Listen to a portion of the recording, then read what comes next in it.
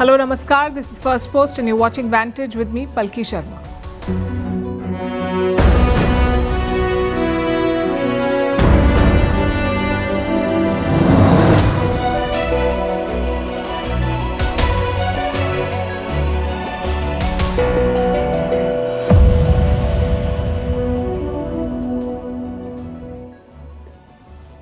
Day 2 of the big debate in Parliament, with the government and the opposition sparring over Operation Sindoor. Today, the Prime Minister stepped in. We'll tell you what he said on Donald Trump taking credit on jet losses and on why India agreed to a ceasefire with Pakistan.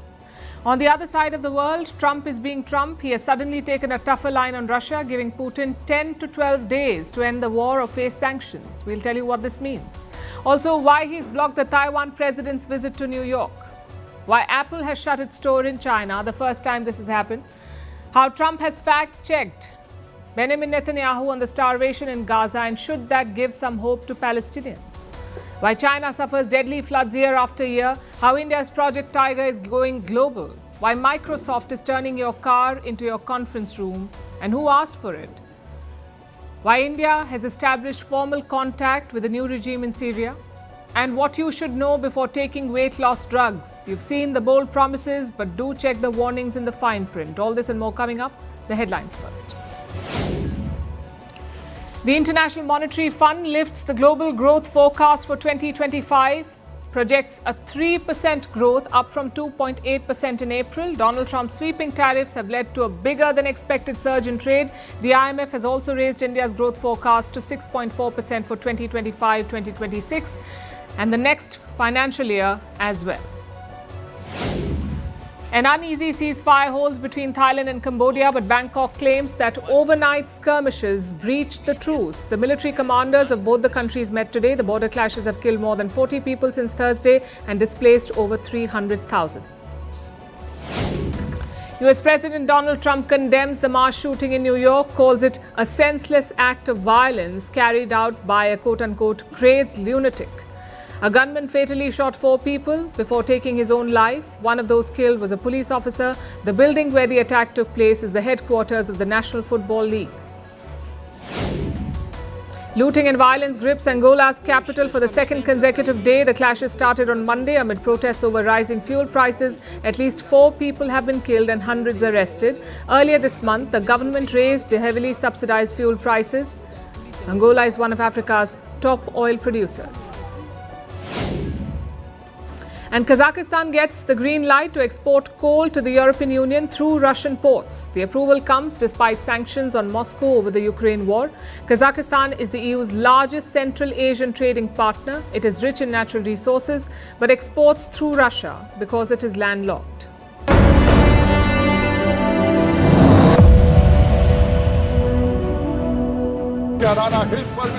Aircraft were lost. आतंकवादी मारे गए, आपको इसका भी आनंद नहीं है? You told our pilots, do not attack their air defense system. आतंकी अड्डों को धुआं कर दो. प्लीज हमला रोक दो. ये पाकिस्तान के डीजीएमओ का फोन था. Let him say here that Donald Trump, you're a liar. You did not make a ceasefire. Bharat आएगा और मार के जाएगा. ये न्यू नॉर्मल भारत ने सेट कर दिया.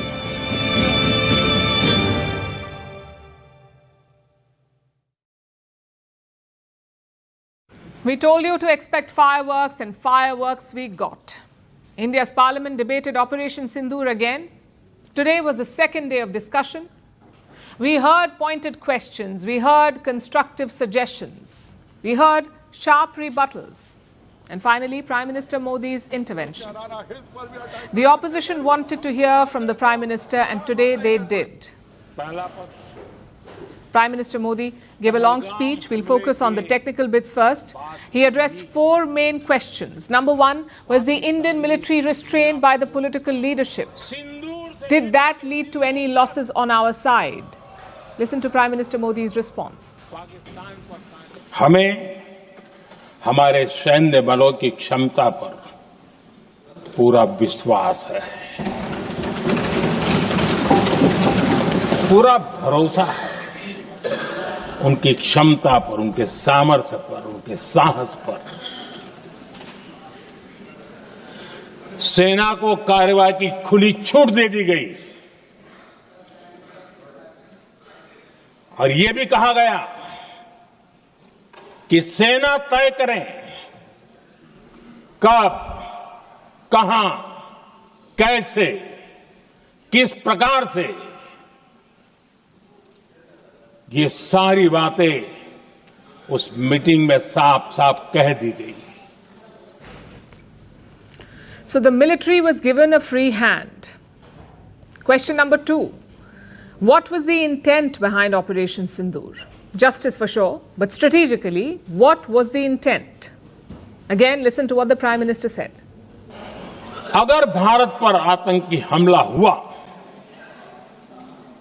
तो हम अपने तरीके से, अपनी शर्तों पर, अपने समय पर जवाब दे करके रहेंगे। कोई भी न्यूक्लियर ब्लैकमेल अब नहीं चलेगा। हम आतंकी सरपरस्त सरकार और आतंक के आकाओं उनको अलग अलग नहीं देखेंगे। पाकिस्तान के एयरबेस, एसेट्स को भारी नुकसान हुआ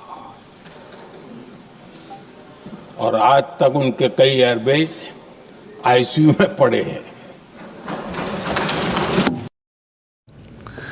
Next is question number 3.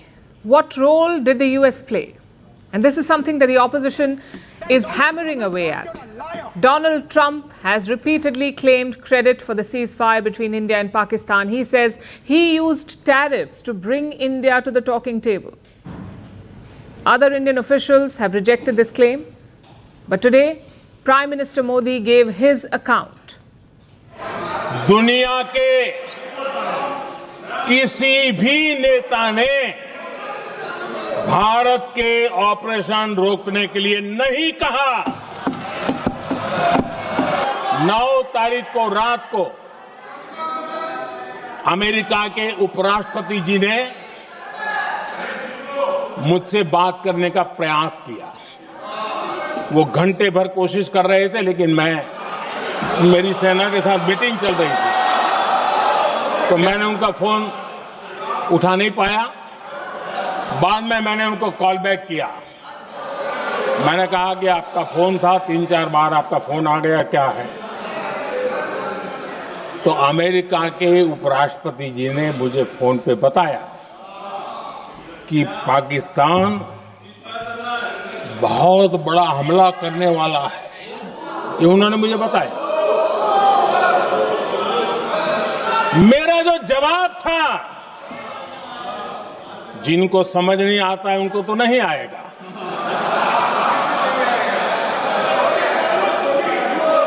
मेरा जवाब था, अगर पाकिस्तान का ये इरादा है तो उसे बहुत महंगा पड़ेगा।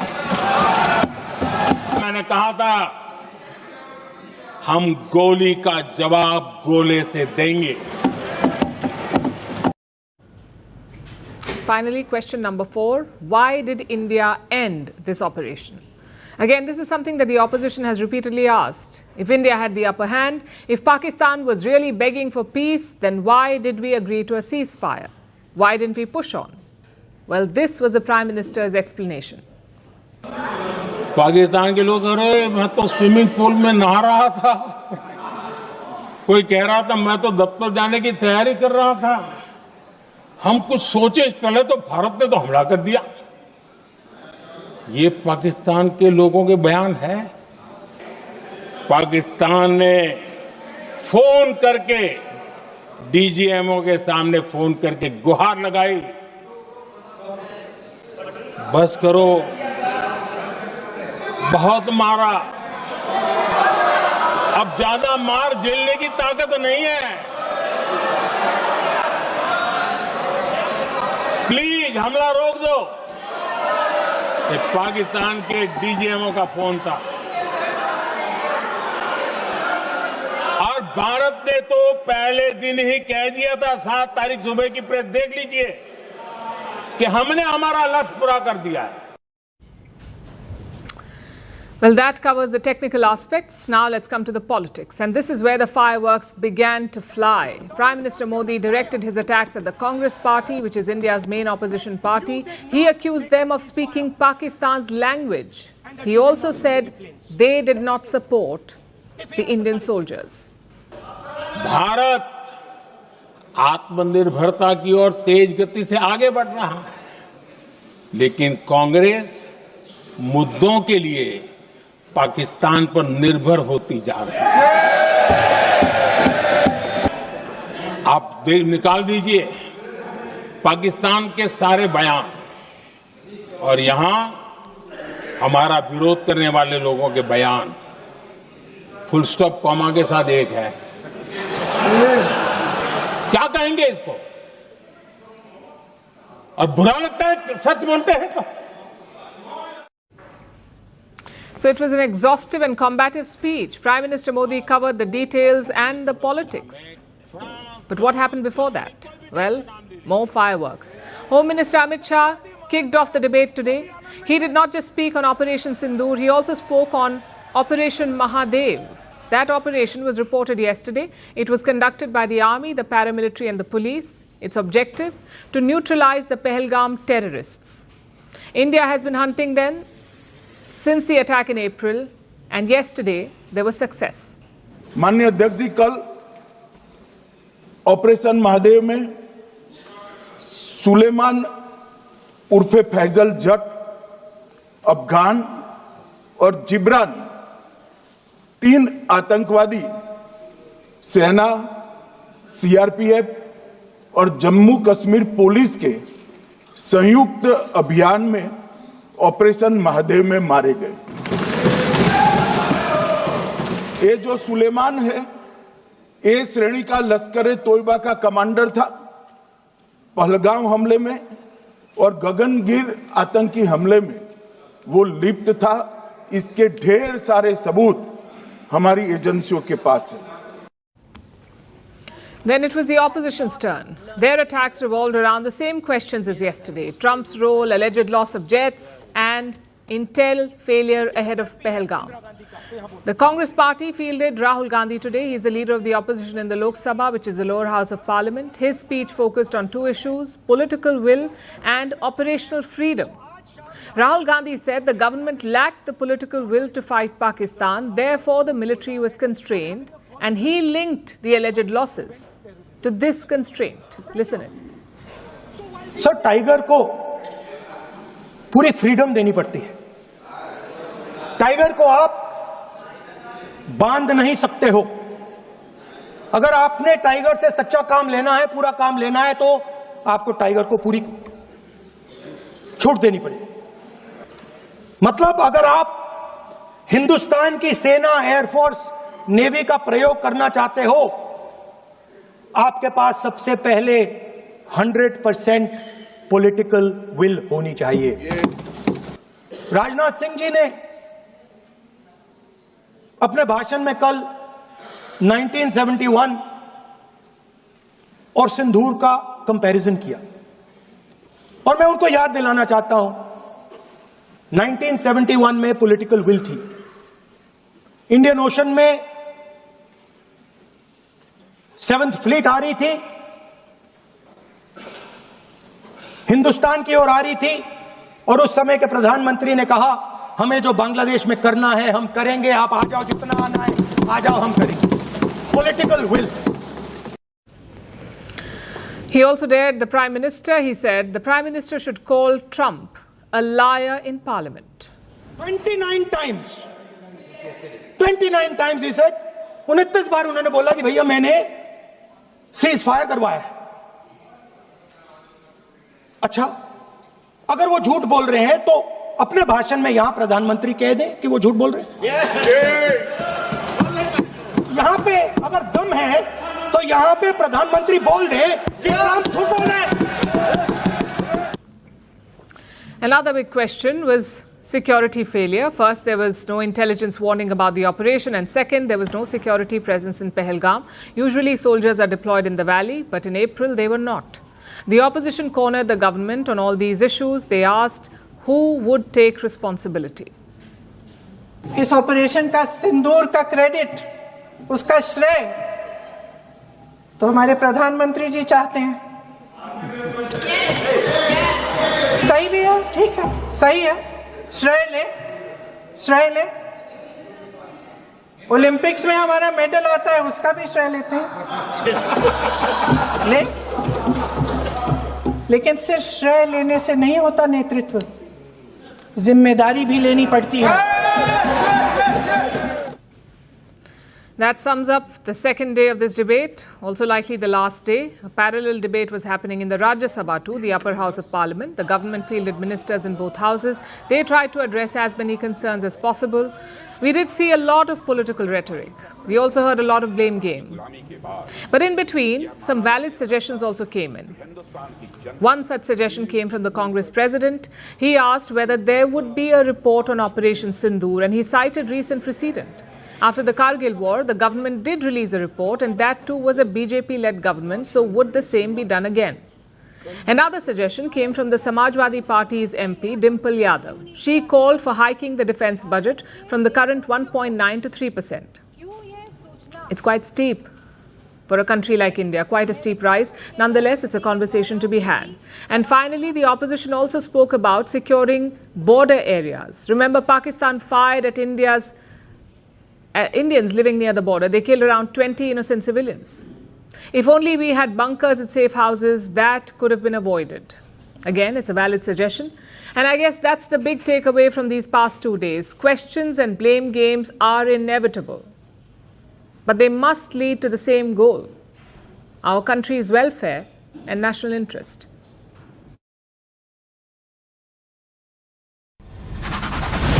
I'm disappointed in President Putin.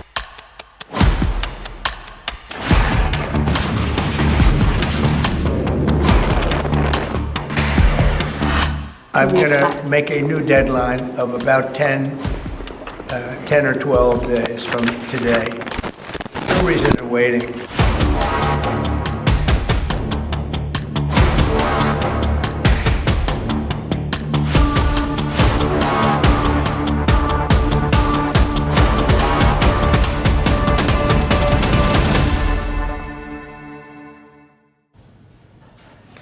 Just last year, Donald Trump wanted nothing to do with Ukraine. He said it wasn't America's fight and that Europe should handle it. He campaigned to end the war in 24 hours. On day one, his first day in the White House, he wanted the war to end.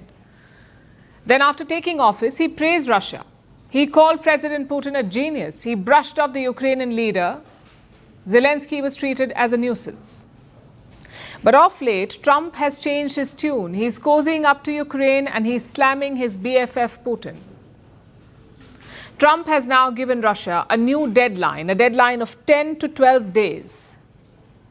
Declare ceasefire or face sanctions. Yeah, I'd say 10 to 12 days. I'll announce it probably tonight or tomorrow. But there's no reason to wait. If you know what the answer is going to be, why wait? And it would be sanctions and maybe tariffs, secondary tariffs. You know what a secondary tariff is. Well, 2 weeks ago, Trump gave Putin 50 days, 50 days to halt this war in Ukraine. But now he says there's no reason to wait. He says he's had enough of stalling, of fake promises, and of the endless bombing. Now, this is the most direct threat that Trump has made against Russia, and it's caught everyone off guard. You know, Russia could be so rich right now. Instead, they spend all their money on war. They spend everything on war and killing people, and it doesn't make sense to me. I thought he would want to end this thing quickly. I really felt it was going to end, but every time I think it's going to end, he kills people. Well, this is not the Trump we've known for years. He's always liked Vladimir Putin. He's had a soft corner for the Russian president. So what explains this change of heart? Well, you could say it's part frustration and part optics. Behind closed doors, Trump believes that Putin is stringing him along. The Russian president may talk about peace, but he's still bombing Ukraine. Even the First Lady pointed it out, and that seems to have hit Trump hard. I'm not so interested in talking anymore. He talks, we have such nice conversations, such respectful and nice conversations, and then people die the following night with a missile going into a town and hitting, I mean, recently, I guess, the nursing home, but they hit other things. Whatever they hit, people die. How has Russia reacted to this? So far, Moscow has not said much. The Kremlin has noted the deadline, but it has offered no other signal, no indication that they plan to comply. And it's not hard to see why Russia is not panicking, at least not yet. This war has dragged on for more than 3 years. Past talks have gone nowhere. Russia is still on the offensive. They have been launching drone swarms and missiles daily. Plus, Putin's demands are still totally unacceptable to Kiev. So Trump may change his tune, but Moscow seems unbothered. We have taken note of President Trump's statement yesterday. The special military operation continues, and we remain committed to the peace process to settle the conflict in Ukraine and ensure our interest during the settlement. Meanwhile, Ukraine is ecstatic. For Kiev, this is much more than a headline. This is a lifeline. Because for the first time, Trump is putting real pressure on Russia. He's also helping send weapons to Kiev. So Ukraine has a lot to cheer about. Today, there is a particularly significant statement from President Trump, and it is true, it is Russia that is doing everything to derail peace efforts and prolong this war. Nightly strikes, constant attempts by Russia to inflict pain on Ukraine. Indeed, peace is possible when action is strong and determined. But what exactly is Trump's plan? What happens if Russia does not comply? Well, the US president is threatening sanctions. More importantly, he isn't just threatening Russia, he is also going after its trading partners. Partners like China, India and others. The idea is to sanction them if they continue to buy Russian oil and gas. And if enforced, this could disrupt global trade. It could isolate Russia from the global economy. Of course, it could also backfire badly. And here's where it gets more interesting. Putin is headed to China in early September. They'll have a massive military parade marking the end of the Second World War. China has planned a big show on the 3rd of September. They've invited several world leaders, and some reports suggest that Trump has also been invited. Will he go? Not confirmed. The White House has not said anything about it. But what happens if he does show up? We could see a high-stakes showdown, and Russia knows that. So they've jumped the gun. The Kremlin says a Putin-Trump meeting in China cannot be ruled out. Which brings us to the big question. Is Trump serious this time? He has a long history of making bold declarations only to backtrack. So will he actually punish Putin this time? Or will it end with a handshake on the red carpet? In Trump's world, anything is possible. Right now, the ceasefire clock is ticking, but no one knows what happens when it runs out. The next few weeks could change everything or nothing at all.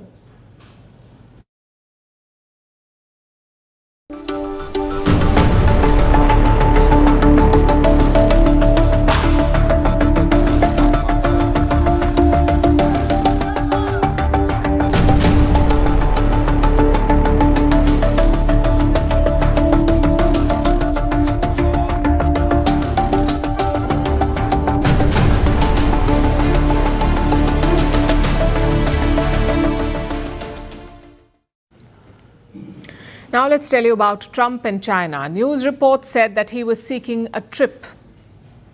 Well, Trump has slammed them, saying he's got an invite from President Xi. So he may travel to China soon. There's no formal plan in place, none as of now. But we can already see the fallout, a major diplomatic setback for Taiwan. Their president, the Taiwanese president, Lai Ching-te, was supposed to go to New York. But he's had to call off his trip. Do you know why? Because Trump blocked it. He refused to have the Taiwanese leader over for fear of upsetting China. This visit was supposed to take place next month. President Lai will be visiting Central America, specifically 3 countries, Paraguay, Guatemala and Belize. These nations recognize Taiwan as a country. And while he is visiting them, Lai had planned a stopover in New York. An itinerary was being drawn up. Reports say Lai had approached a think tank the Heritage Foundation, which is a conservative think tank, you may have heard of it. The Taiwanese president was in talks to attend a Heritage Foundation event. He was also planning to visit Texas. But none of this was out of the ordinary. Taiwanese leaders have been visiting the US. Lai's predecessor had also stopped over in the US. That's Tsai Ing-wen. In 2023, she went to Belize and Guatemala and stopped by in New York. Joe Biden was US president then, and he had allowed that stopover. It wasn't a formal visit, it was symbolic and it was significant. It was meant to signal America's steady support to Taiwan. In fact, since 1994, 5 Taiwanese presidents have traveled to the US. They've made a total of 30 trips. All of them were allowed to transit through America. But Trump is ending that practice. His administration has denied permission to Lai. Although Taiwan now says there was no denial of transit from the US side, but several reports indicate otherwise. Why would the Trump administration block Lai? Because they don't want to derail another conversation, the US-China trade talks. This week, officials from both sides are meeting in Stockholm, the US and China. Those discussions won't be easy. A major breakthrough is unlikely. Best case scenario, they will extend the temporary truce. They will push the tariff deadline by another 90 days. Meanwhile, Trump is eyeing a meeting with Xi Jinping. Like I said, he has slammed news reports on the matter. He claims that he is not seeking a meeting, but he has an invite from the Chinese president. Donald Trump said, and I quote, "I may go to China, but it would only be at the invitation of President Xi, which has been extended."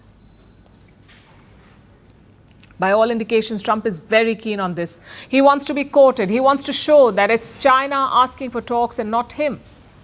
And the Taiwanese leader's visit to New York could derail this, which is why he has been denied permission to come to the US.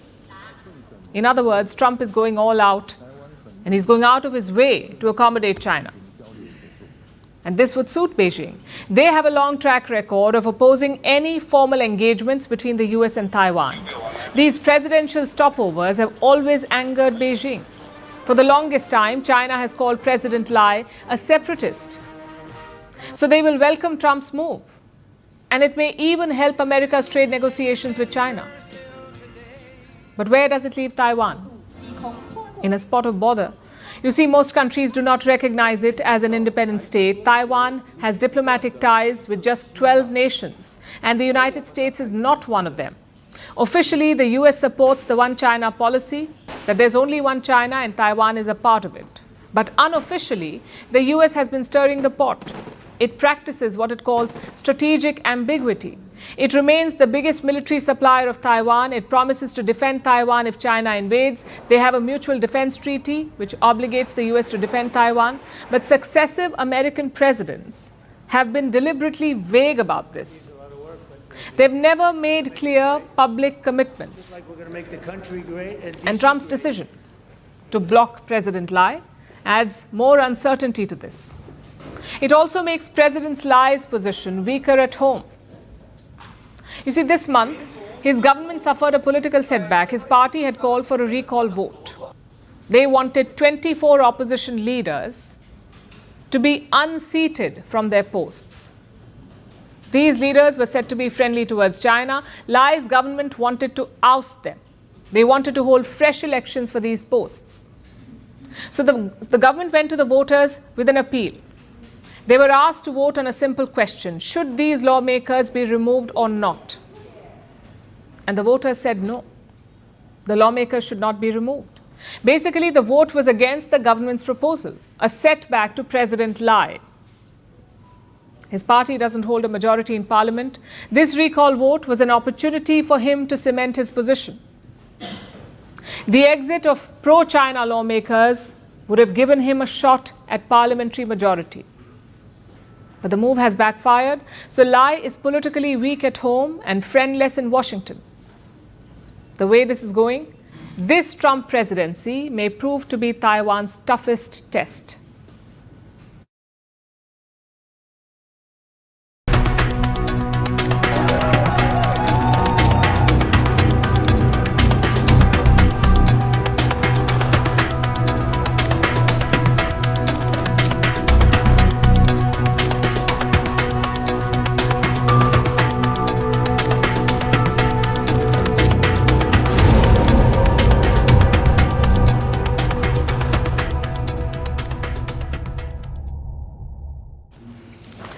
Our next story is about Apple and China. They were once considered inseparable. Tim Cook, the CEO of Apple, hailed China's factories. He was asked why Apple manufactures in China, and this was his reply. The reason is because of the skill, the quantity of skill in one location, and the type of skill it is. The tooling skill is very deep here. In the US, you could have a meeting of tooling engineers, and I'm not sure we could fill the room. In China, you could fill multiple football fields. Tim Cook made a strong case for China, but this love affair may be coming to an end. Apple has taken a tough decision. It is shutting a retail store in China, and this is happening for the first time. Apple is shutting a store in Dalian City. It was inside a mall. Apple says several retailers are leaving this mall, and so are they. The employees from the store will be absorbed elsewhere. But why is this a global headline? Because it points to a larger trend. Apple has been struggling in China for a while now. Sales have been sluggish. Revenue from China has been on the decline. For 6 quarters now, the numbers have been falling. Apple's smartphone business in particular has struggled. In 2023, iPhones commanded close to 18% market share in China, 18%. Last year, it shrunk to 15.5%. What explains this decline? The rise of local players in China, the likes of Huawei, Xiaomi and Vivo. They're fast catching up. They're cutting into Apple's market share. And this has hit Apple's expansion plans as well. In China, the company has been slow. Especially since the pandemic, they've gone slow in adding new stores. Instead, Apple has been focusing on other markets like India. Here, Apple investments have picked up in the last 2 years. They opened their first retail store in 2023 in India. And since then, they've been expanding, both in physical and online retail. In the coming months, the company plans to add 4 new stores. And this does not mean that Apple is pulling out of China. It's still a very big market. They will still continue to open new stores in China. But when it comes to growth, the focus is clearly shifting from China to India. Same for their manufacturing plans. Apple has made a long-term bet on India. It not only wants to sell more in the Indian market, it has started assembling many products here, especially iPhones. As of April this year, India, in fact, made phones worth $22 billion for Apple. iPhones worth $22 billion. And this has propelled India to the top. It has now overtaken China. India has become the top exporter of smartphones to the US. It's beaten China. 44% of devices sold in the US were made in India. We are talking about sales from April to June this year. And over the past year, the volume of supply has soared by 240%. Compare this with the numbers for China. From April to June, for the same period, China's share in exports contracted from 61% to 25%. 61 to 25. So clearly, India has eaten into China's share, and this surge was driven primarily by Apple's iPhone exports from India. I must add here, this trend is not limited to Apple. Its global peers have similar plans. Companies like Samsung and Motorola, they too want to shift the assembly of their phones. They want to supply to the US via India. And they have shifted some of their production, but the progress has been slow. So Indian smartphone suppliers are making their mark. But they remain vulnerable because Donald Trump has threatened to target this supply. In fact, he has warned Apple in particular. In the month of May, Trump threatened Apple with 25% tariffs, and this was for making iPhones in India. Trump said Apple should make in America. If not, the phones will face tariffs, 25%. He's yet to slap this tariff. But the threat alone triggers uncertainty and fear. Although for now, a clear pivot is underway, and India seems to be making the most of it.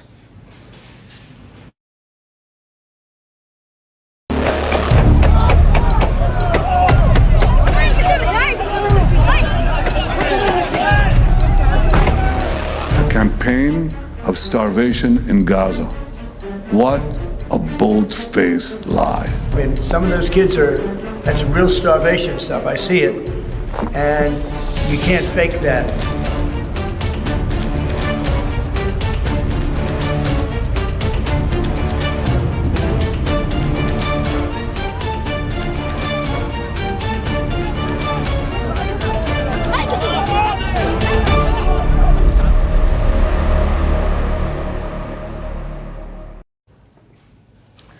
Life in Gaza is dystopian. You see a plane circling over your home. You don't know what it means. Is it an aid plane dropping food packets or a war plane dropping bombs? Imagine living in this horror. Imagine raising a family in it. That's the reality of life in Gaza.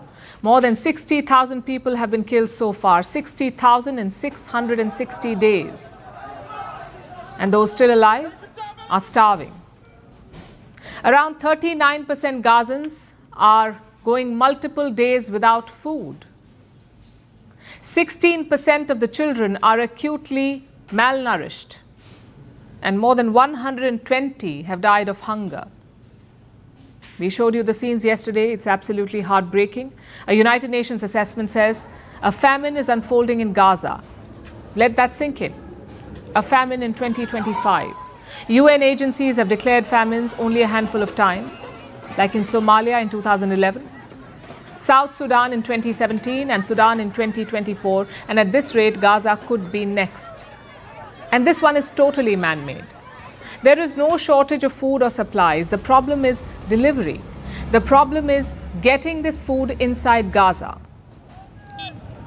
Until this week, Israel was blocking all aid movements, but they buckled under global pressure. They've started allowing some aid to enter. Still, Israel refuses to accept the truth. Their Prime Minister says there is no starvation in Gaza. But even his top ally is not buying it.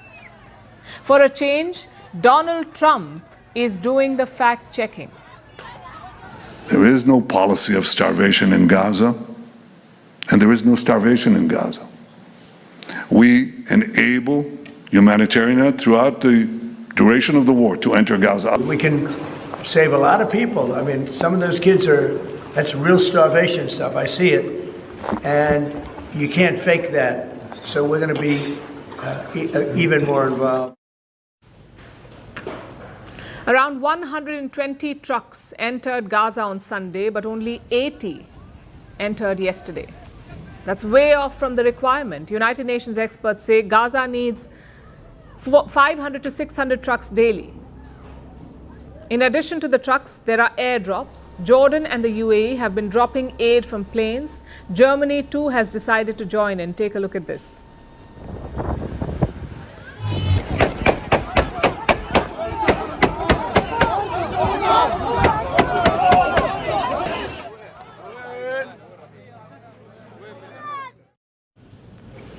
So the world is clear on one thing: Gazans must be fed. But are they clear on why Gazans are hungry in the first place? I'm talking about Israel's war. The global sentiment is shifting against it. We told you about the Netherlands yesterday. They listed Israel as a security threat. Today they have announced another move. The Netherlands has banned Israeli ministers from visiting their country. The UK too is making moves. Prime Minister Keir Starmer convened his cabinet today. He recalled them to discuss Gaza, specifically a peace plan. Starmer has announced that he will recognize Palestine in September unless Israel agrees to a ceasefire. And this is quite significant. The UK is Israel's second most important ally after the US. If they recognize Palestine, the ripples will be felt worldwide. The momentum is clearly there. As we speak, the United Nations is hosting a special conference. It is being chaired by France and Saudi Arabia. Their goal is to push for a two-state solution, basically a separate state for each side, separate states for Israel and for Palestine. Dozens of countries attended the meeting today, but two stayed out: Israel and the United States. Other players are hoping to sway them. Saudi Arabia is urging Trump to step in. France is urging the European Union to exert pressure. And I am firmly in the belief that US engagement, and especially the engagement of President Trump, can be a catalyst for an end to the immediate crisis in Gaza and potentially a resolution of the Palestinian-Israeli conflict in the long term. I do know that the European Commission, on behalf of the European Union, has to now very clearly express what our expectations are of the Israeli government, lifting the financial blockade. But will this campaign succeed? Well, that depends on two factors. Number one, Is this a genuine push for a Palestinian state, or is it a tool to pressure Israel to end the war? If the idea is to use statehood as leverage, it may not work because Israel will stonewall it. And number two, will the US get on board? Trump's recent comments signal a break with Netanyahu, but recognizing Palestine? Well, Trump is a long way from that.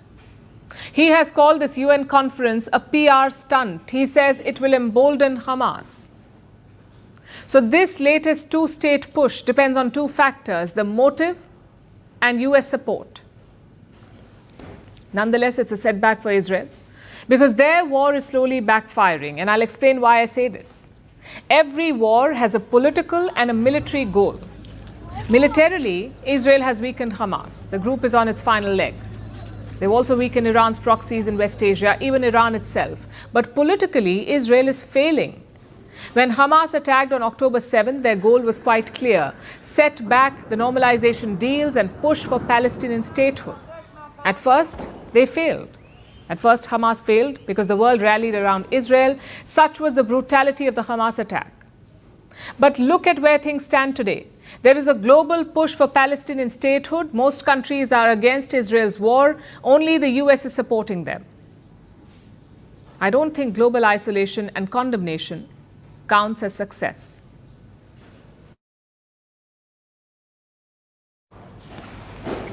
In recent days, torrential rains have battered northern China. They have set off massive floods and landslides. They've destroyed homes and businesses, left more than 100 villages without power, and killed nearly 40 people.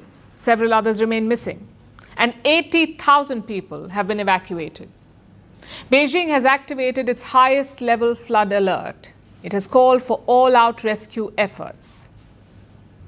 What I've just told you could have been last year's story, or from the year before, because this happens every year. China is hit by deadly floods every year. Our next report tells you why. Roads turn to rivers. Entire villages covered in mud. Homes mangled. Bridges destroyed. Livelihoods lost. And devastation as far as the eyes can see.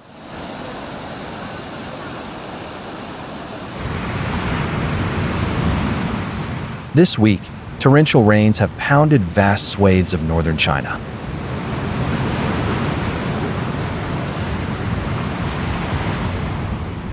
Unleashing floods, which have uprooted trees, left cars scattered across the city, triggered landslides, and killed at least 38 people in Beijing and the surrounding areas. Several others have been injured. Some remain missing. At least 136 villages have suffered power outages. Everything is gone. Everything in the village is gone. No electricity, no water. This has never happened before, not in all these years. We've never seen rain this heavy. There's nothing we could do. Yesterday, Beijing activated its highest level flood alert, urging residents to stay indoors, temporarily closing schools, construction sites, and tourist attractions, and calling for an all-out search and rescue effort. The government ordered authorities to plan for worst-case scenarios. Meanwhile, rescuers continue to wade in water up to their elbows, searching for people, especially in mountainous regions. So far, more than 80,000 people have been evacuated. I just sat there and said to myself, as long as we're still here, that's what matters. That was all I could think, trying to comfort myself. I really felt like crying. But what can you do? Information about natural disasters is tightly controlled in China. So experts think that the destruction could be much worse than what meets the eye. We did some preparations, but we had no idea that there would be so much destruction. This morning, I spent half the day here, cleaning up. It's already been 2 days, and no one's come to help. President Xi Jinping says that China is currently in the critical period of flood prevention from July to August. But he has come under fire over poor preparation ahead of the casualties and property loss. According to reports, social media platform Weibo has been partially censored. After all, China is no stranger to powerful rainstorms and deadly floods. In recent years, its lethal summer has worsened thanks to climate change. It has made extreme weather events more frequent and more destructive. In 2023, Beijing was struck by its heaviest rainfall in 140 years. Just last year, China witnessed the highest number of floods since 1998. And this year, the monsoon in northern China has begun abnormally early, with the average rainfall almost 30% higher than the same period in previous years. And there is no immediate respite. More rain is forecast in the coming days, but it is expected to weaken by tomorrow night. That said, flash floods, mudslides, and landslides in mountainous areas will continue to be a risk for some time. But as much of northeast China sits submerged, it can only hope that the worst is over.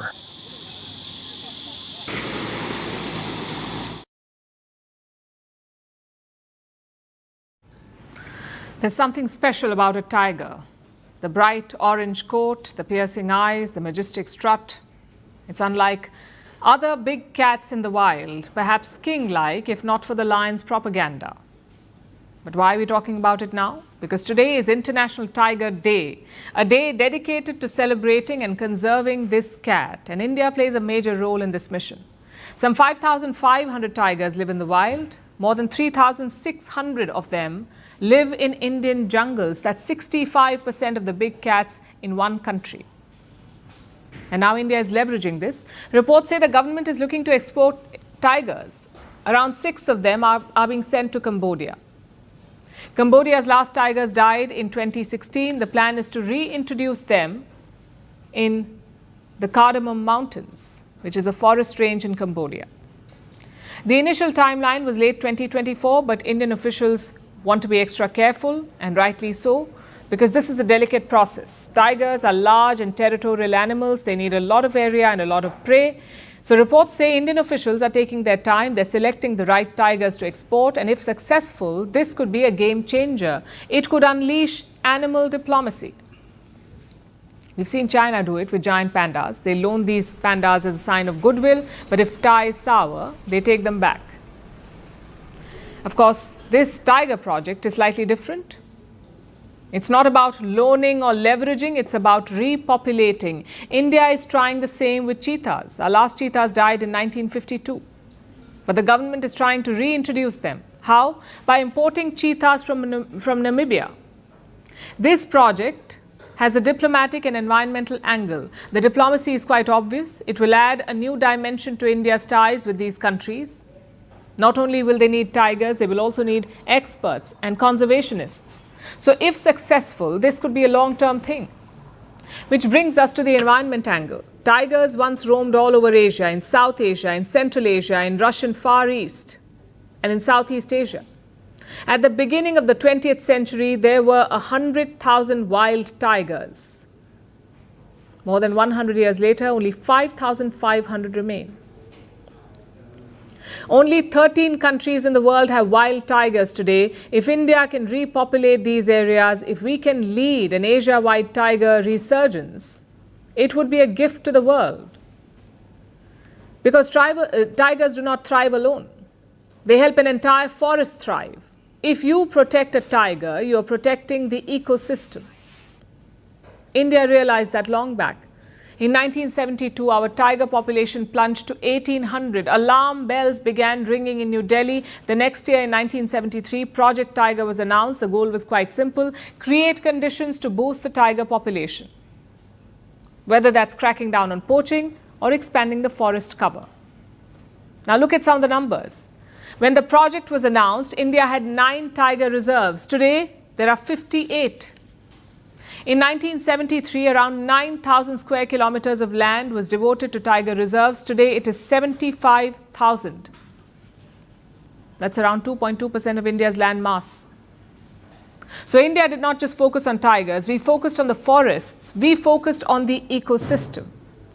And look at the results. From 1,800 tigers in 1973 to 3,600 tigers today.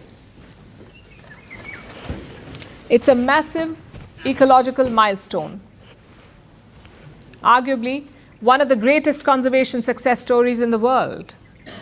And India isn't done yet. In 2024, the government launched a global mission, the IBCA, or the International Big Cat Alliance. Its goal is to protect the 7 major cat species: tigers, leopards, cheetahs, lions, jaguar, puma, and snow leopards. This year, the first Big Cat Assembly was held in India. Delegates from 9 countries took part. It looks like this project has a bright future because it also has political support. Prime Minister Narendra Modi himself is a wildlife enthusiast. He has toured tiger reserves while in office. He even appeared on a wildlife TV show in 2019. Let's hope this political patronage continues because these majestic creatures need our help. The next generation should have the privilege of seeing tigers in the jungle, not in zoos or textbooks.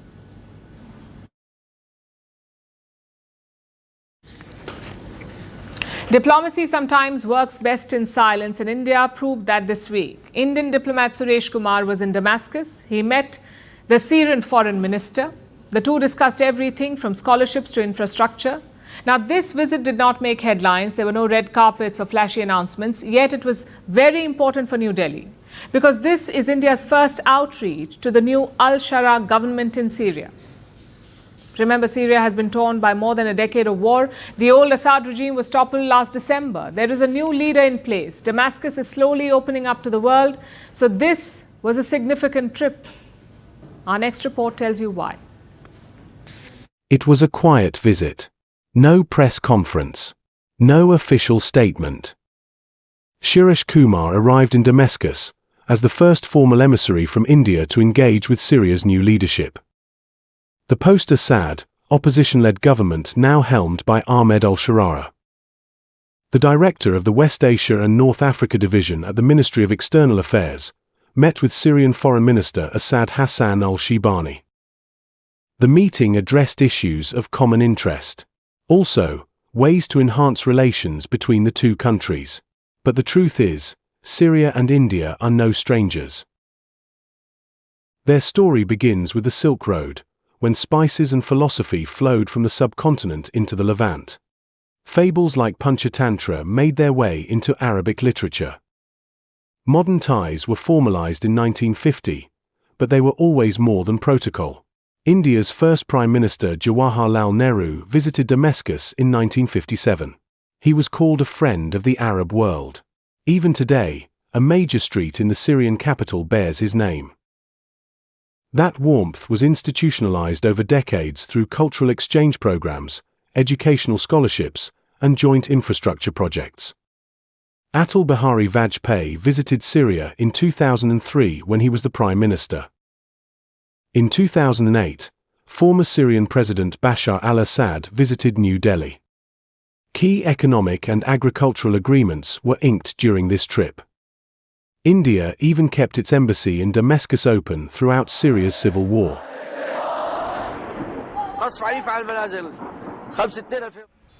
And this is the perfect example of India's relationship with Bashar al-Assad. It was one of quiet pragmatism. While much of the West recoiled from Assad's rule during the Syrian civil war, India opted for a policy of non-interference. Sovereignty and stability mattered more than political alignment. Assad, for his part, returned the favor. Syria backed India at multilateral forums, even supporting New Delhi's stance on Kashmir. When Syria was devastated by a major earthquake in 2023, India responded faster than most nations. But all that changed in December 2024, when Ahmed al-Sharara stormed into Damascus and declared a new Syria. For India, the The moment was a diplomatic dilemma. On one hand, Sharara is backed by Turkey, a country that is openly hostile to India. On the other hand, Syria is of strategic importance in West Asia. So New Delhi couldn't afford to sit out the new era entirely. Which brings us to what is on the table. Behind closed doors in Damascus, Kumar and the Syrian foreign minister reportedly discussed everything, from scholarships for Syrian students to pharmaceutical cooperation. The priorities were telling: medicine, training, and infrastructure. No talk of geopolitics, no joint statements on regional flashpoints. Just health, education, and small bridges to be built. The goal? Rebuild a technocratic relationship even if the politics remain fraught. In a war-ravaged nation, India knows its soft power has currency. So what's the road ahead? India's challenge now is to balance principle with pragmatism. The new Syria may be unpredictable, but India's playbook is clear. Development diplomacy, and a refusal to pick sides in other people's wars. New Delhi's Syria strategy may not grab headlines. But in a world of sudden regime changes, sometimes diplomacy is about just staying in the room.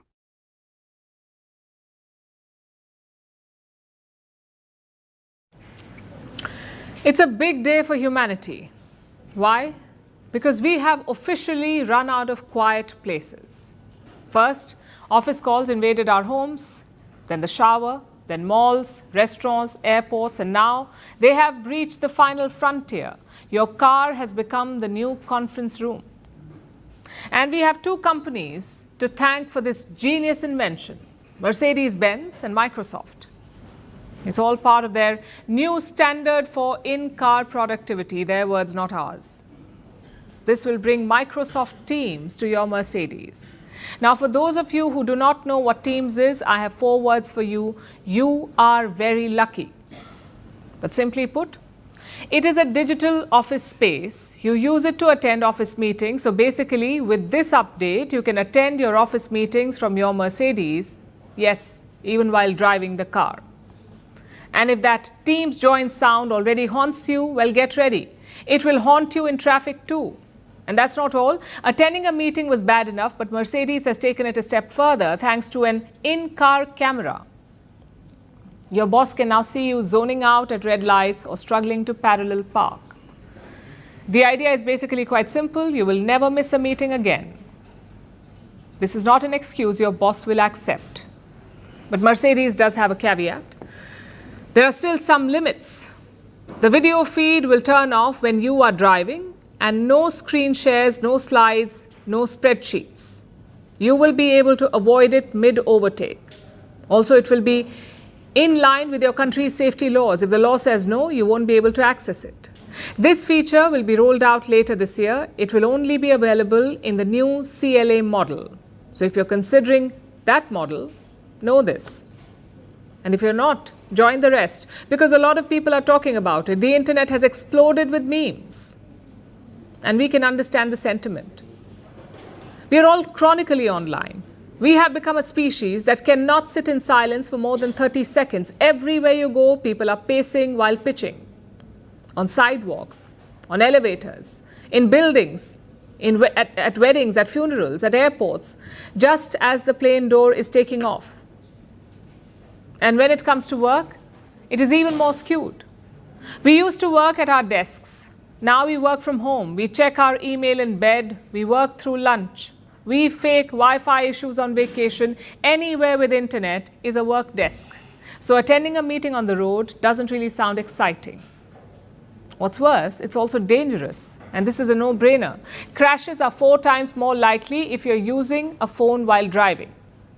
More than 1.6 million crashes every year in the US are phone-related. In India, over 3,000 road deaths were linked directly to phones. Indirectly, the numbers are much higher. Some estimates suggest 30 to 40% of road accidents involve a phone.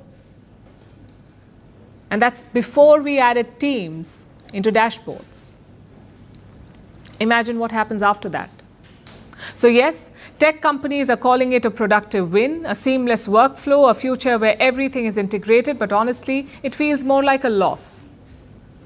A loss of a peaceful commute to work, 20 minutes of pure silence or cringe music, whatever you prefer. And I know what you're thinking. You can technically choose to not join the meeting. But you could also technically choose to delete Outlook and move to a farm. You don't, right? So let's be real. This is not about options. This is about expectations. We are becoming working machines in moving machines. We are always available. So what's next? A PowerPoint from the treadmill? Microsoft Teams in your toaster? I honestly don't know where this is going. So for now, enjoy your peaceful commute while it lasts. And if that's not the future you ordered, I'm afraid it's too late. You're already on the Teams call, and yes, you are on mute.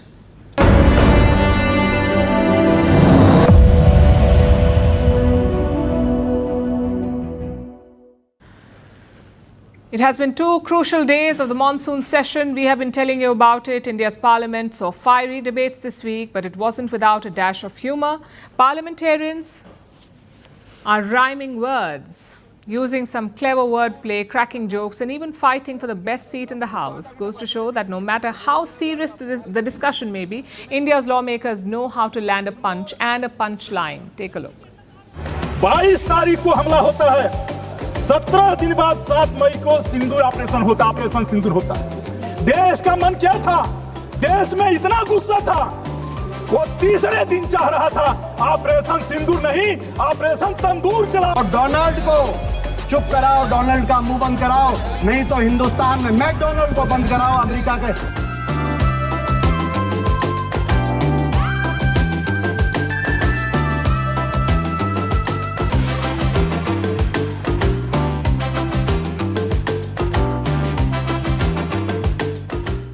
हमारे हिंदू धर्म के अंदर सिंदूर का आप ऐसे क्या कर रहे हो? आप खुद तो आधा घंटा भाषण दे दिया तो मुझे कह रहे हो जाओ, आप कमाल कर रहे हो। तो नहीं बोलना और क्या? उससे पहले भी लोकसभा क्या हो गया? बोलने दो अभी है कुछ। एक तो मेरी बात सुनो, 10:30 11 बजे बुलवा रहे हो आप, ठीक है, खबर तो अखबार में छपनी नहीं, ये तो तय है, सिर्फ सोशल मीडिया से काम निकलेगा। And now it's time for Vantage Shots, images that tell the story. Thousands line up outside the Buckingham Palace as England women celebrate their Euro 2025 win. Donald Trump opens yet another golf course in Scotland, and a Spanish jet performs a dramatic maneuver to avoid a flock of birds. Finally, we're taking you back in history. On this day in 1958, NASA was created in the United States. NASA stands for National Aeronautics and Space Administration. It was created in response to the Soviet Union's first satellite launch. NASA is responsible for coordinating America's activities in space. We're leaving you on that note. Thank you for watching. We'll see you tomorrow.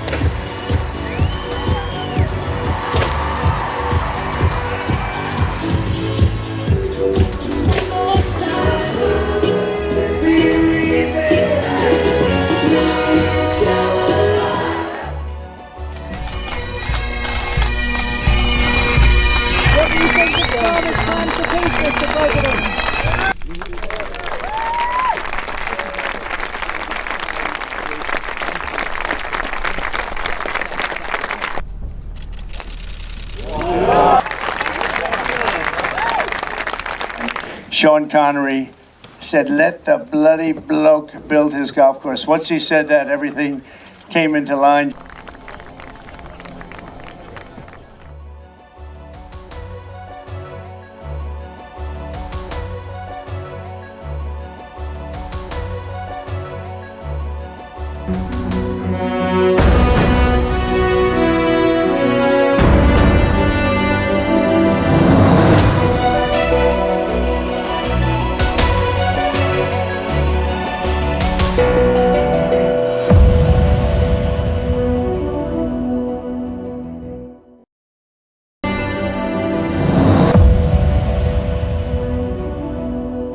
Rana Hills पर भी attack. Aircraft were lost. आतंकवादी मारे गए, आपको इसका भी आनंद नहीं है? You told our pilots, do not attack their air defense system. आतंकी अड्डों को धुआं धुआं कर दिया।